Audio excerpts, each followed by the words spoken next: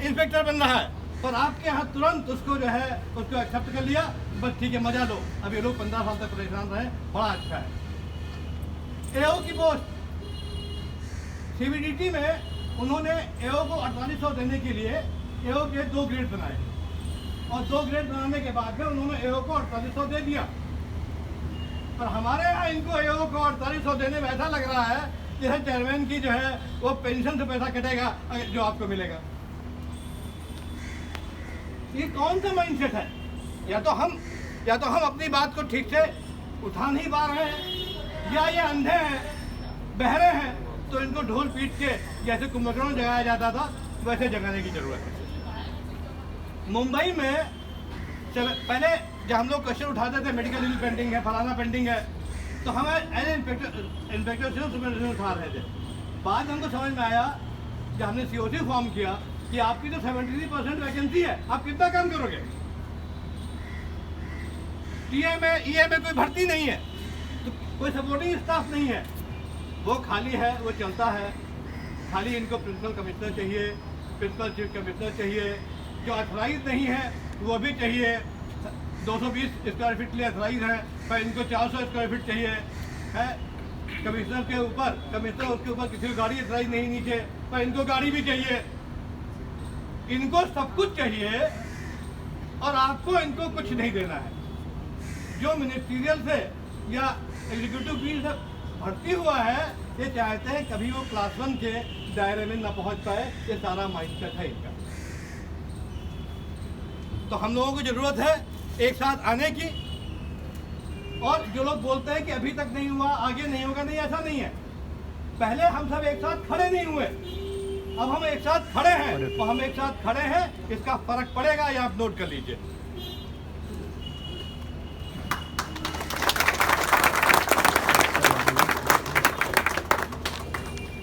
अब हम लोग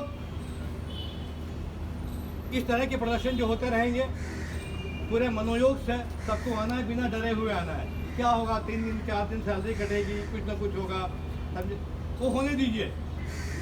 ये बड़े लक्ष्य को पाने के लिए छोटे मोटे सेक्रीफाइस करने पड़ते हैं, और हम सबको अब तैयार होना होगा उसके लिए। 3 दिन की सैलरी कट गई, आज भी हमको सुनाया जाता है कि 98 वो मिली नहीं मिली।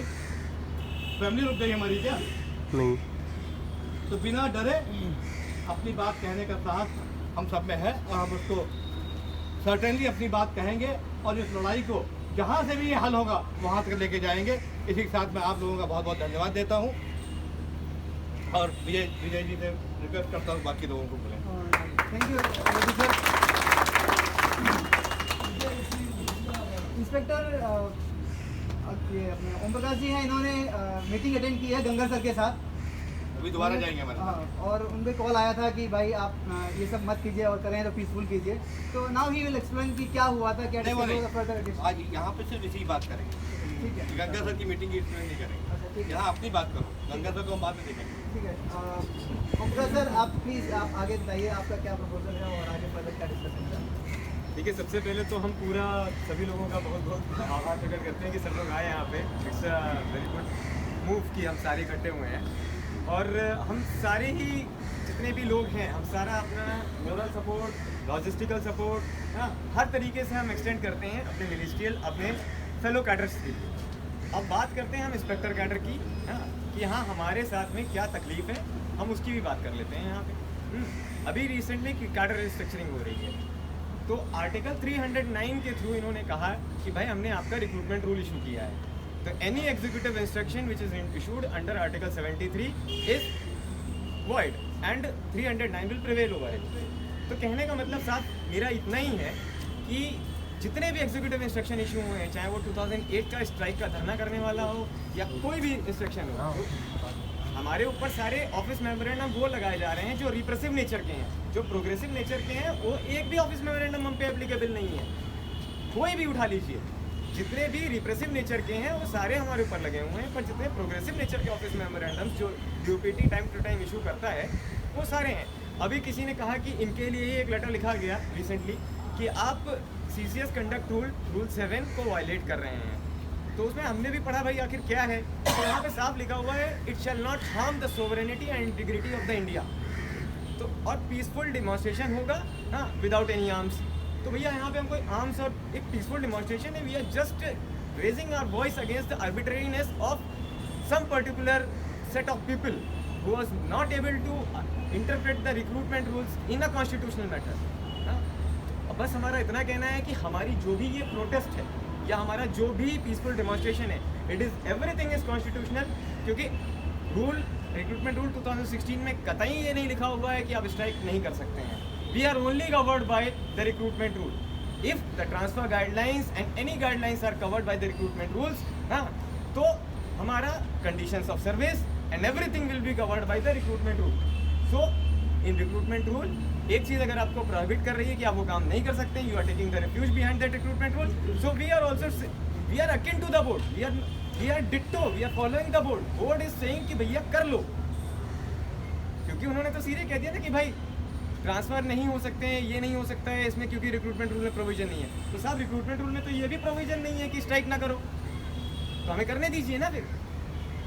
So from this platform 30th October से inspectors, every inspectors, I'm raising this slogan कि every inspectors will wear a black badge for 15 days indefinitely। 15 days तक रहेगा और उसके बाद if nothing goes in our favor, हाँ, तो हम आगे अपने प्लान ऑफ एक्शन को तब हम नया चार्ट करेंगे, नए तरीके से बनाएंगे इस प्लान ऑफ एक्शन को। फिर हमारा रेडिकल मेजर्स भी हो सकते हैं, हम यहीं दिन भर बैठेंगे 24/7 यहीं काम करेंगे, क्योंकि हमारी कोई फैमिली तो है नहीं। हमारे लिए हमारा कमरा है वो जो बंकर है जिसमें हम रात में जाके सोते हैं, हाँ, तो हमें सोने की भी क्या ज़रूरत है। We will work like the Japan, हाँ, हम फाइल रात में पुटअप करेंगे और रात में अगर कोई अवेलेबल नहीं होगा, नॉट अवेलेबल लिख के हम चीफ कमिश्नर को मार्क करेंगे। हम भी बैठेंगे, तुम भी बैठो, let us work for this nation, let us this. Mumbai एक इकोनॉमिक फ्रंटियर है and we will make it happen. दूसरी चीज, इसी प्लेटफॉर्म से यहाँ जब सारे लोग इकट्ठे हुए हैं, मेरा सीधा कहना है one nation one tax market, that is what our slogan is, that is the flagship programme of the prime minister of this country. Now our flagship programme, one department, one human resource policy, one seniority list, one transfer liability, एक ही रखो सब। IRS का जो transfer policy है वही transfer policy हमें चाहिए। Let give us an opportunity to serve in Chennai and serve in Jammu Kashmir also. Give us this opportunity. We want to serve there. That's it. 5 साल मुंबई की standard of living cost of living है 30,000 रुपये, लखनऊ में वही cost of living आती है महीने की 10,000 रुपये। हमें भी एक मौका दिया जाए कि हम वहाँ जाएं, वहाँ हम 10,000 में महीना गुजारें, 5 साल हम वहाँ अपने कुछ पैसा सेव करें, फिर हम यहाँ आके 30,000 रुपये में महीना गुजारेंगे और फिर सेव करेंगे पैसा। तो हमें ये रोटेशनल मेथड दिया जाए, हमारा ये कहने का मतलब है। हमारा कहना है it's a single department, department of revenue, CBDT की जितनी भी पॉलिसीज हैं सारी हम पे भी लगे, एक सिंगल डिपार्टमेंट, एक सिंगल ह्यूमन रिसोर्स पॉलिसी। हम तो ये भी कहेंगे we are very good at revenue administration but we are worst at human resource administration. We want member admin to be an IAS officer and DGHRD should directly report to the Prime Minister. Every human resource policy shall be administered by not a specialist but a generalist। ये administrative reform commission की report कहती है। आपने कहा recruitment rule आपने article 309 में issue किया, article 309 gives you a subordinate legislation. इस सबऑर्डिनेट लेजिस्लेशन को बकायदा जो है पार करना पड़ता है लेजिस्लेटिव बॉडी को। क्या आपने लोकसभा में इसको प्रेजेंट किया था? नहीं। ग्रुप C के रिक्रूटमेंट रूल लोकसभा से जाके पास होते हैं, आपको अपनी रिपोर्ट सबमिट करनी पड़ती है। ग्रुप B आपने अमेंडमेंट लाए, कोई दिक्कत नहीं थी। क्या UPSC ने इसीलिए 4.2 को डिलीट करवाया था, जिसका आज हवाला देके आप ICT को बंद करवा रहे हैं? ICT is a national issue, it is concern with the inspectors of this department. Yes we are concern because physical handicap के केसेस में साफ लिखा हुआ है उनके ऑफिस मेमोरेंडम 2002 में कि they should be posted to their near to their native place. क्या DOPT के कोई सर्कुलर हम पे लागू नहीं होते हैं? अगर साहब हम पे नहीं लागू होते हैं तो सारी मिनिस्ट्रीज पे नहीं लागू होते हैं। सब अपने रिक्रूटमेंट रूल से चलते हैं, चलाइए रिक्रूटमेंट रूल। हाँ, article 309 prevails. CCS conduct rule अगर आर्टिकल 309 में इशू हुआ है तो हम मानते हैं, अदरवाइज क्या जरूरत है हमें? हम तो 309, हम तो सुप्रीमेसी ऑफ द कॉन्स्टिट्यूशन मानते हैं। Article 73 is very much subordinate. ये तो हम सोमवार कौन सा जजमेंट था ये, Soma Sundaram versus Vishwanath apex court. We are very much thankful to the wisdom of the apex court कि सोमा सुंदरम वर्सेस विश्वनाथ के जजमेंट में उन्होंने ये लिखा, और हम पूरी तरीके से सुप्रीम कोर्ट को फॉलो करेंगे। ठीक है, अब मैं कोशिश करूंगा कि बाकी लोग भी अपना यहाँ पे रखें। And I am very thankful to everyone for giving me, for patiently hearing me. मैं रिक्वेस्ट करूँगा अनिल कुमार सर, प्रेसिडेंट सीसा से, ताकि वो कुछ आगे बोलें हमें और गाइड करें फर्दर। दोस्तों, अभी इसमें ज़्यादा कहने को कुछ नहीं है।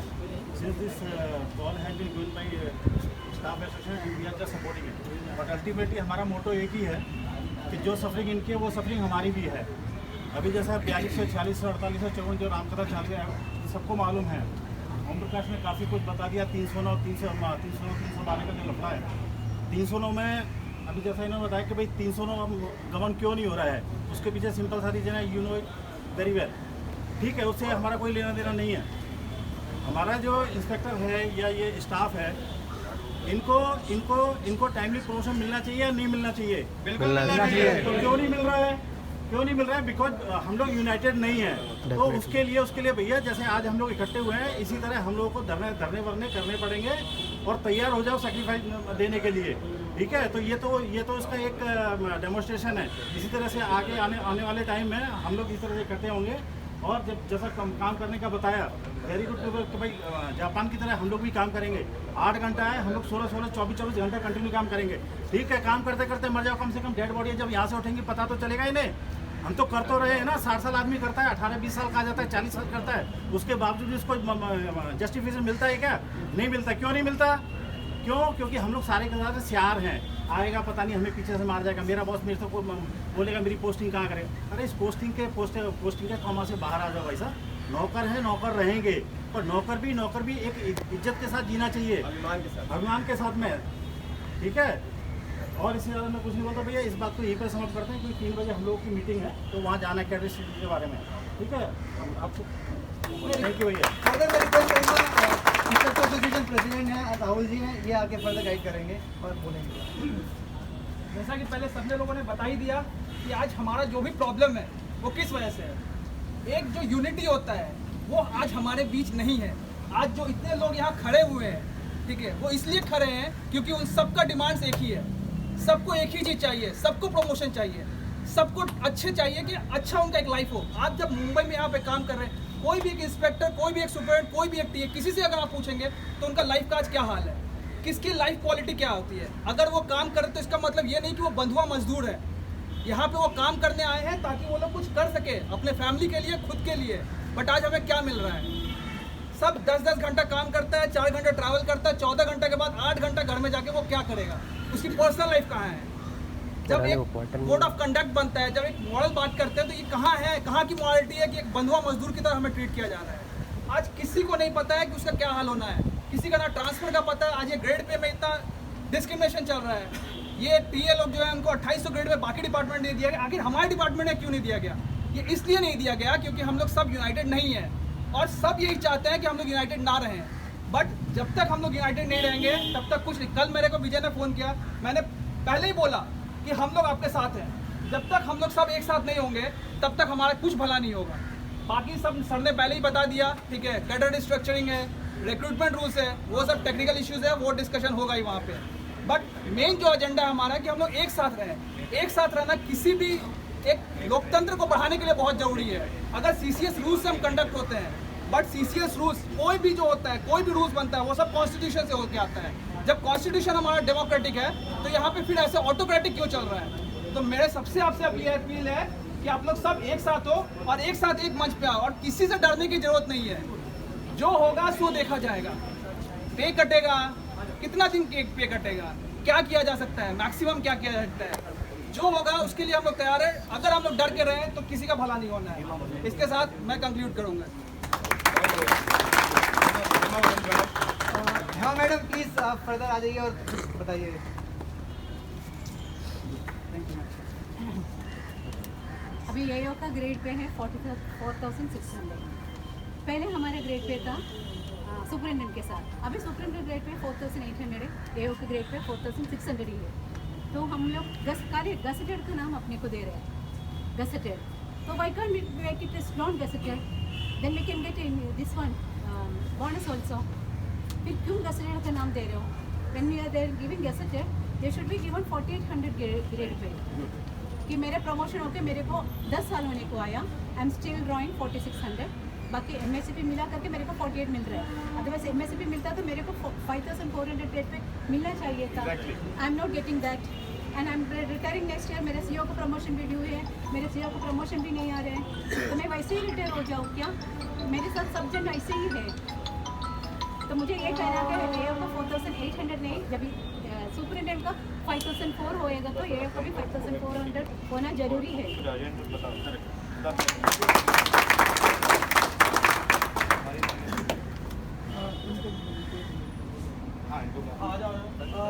ये हवलदार एसोसिएशन से हमारे जो विजय गायकवाड़ जी वो नहीं आए पाए, तो उनके रिप्रेजेंटेटिव हैं, वो आगे फर्दर बताएं। आप लोगों की क्या डिमांड है? बोलो भाई, सब बोलो। हमारा ग्रुप से एसोसिएशन, हमारा पूरा सपोर्ट आपके लिए है। Thank you sir. सबके लिए हमारा पूरा सपोर्ट आपके लिए है, और आप सबके जब आप जिधर जाओगे उधर हम लोग साथ में हैं तुम्हारे। धन्यवाद। एक रहेंगे, एक रहेंगे, एक रहेंगे, अपनी मांगे लेके रहेंगे। एक रहेंगे, एक रहेंगे, अपनी मांगे लेके रहेंगे। एक रहेंगे, एक रहेंगे, अपनी मांगे लेके रहेंगे। एक रहेंगे, एक रहेंगे, अपनी मांगे लेके रहेंगे। CBEC होश में आओ, होश में आओ, होश में आओ, CBEC होश में आओ, होश में आओ, होश में आओ। बेशर्मी पे रोक लगाओ, रोक लगाओ, रोक लगाओ, बेशर्मी पे रोक लगाओ, रोक लगाओ, रोक लगाओ। अब तो जागो, अब तो जागो, बेशर्मी पे रोक लगाओ, बेशर्मी पे रोक लगाओ। अपनी मांगे लेके रहेंगे, लेके रहेंगे, लेके रहेंगे। हो चुके।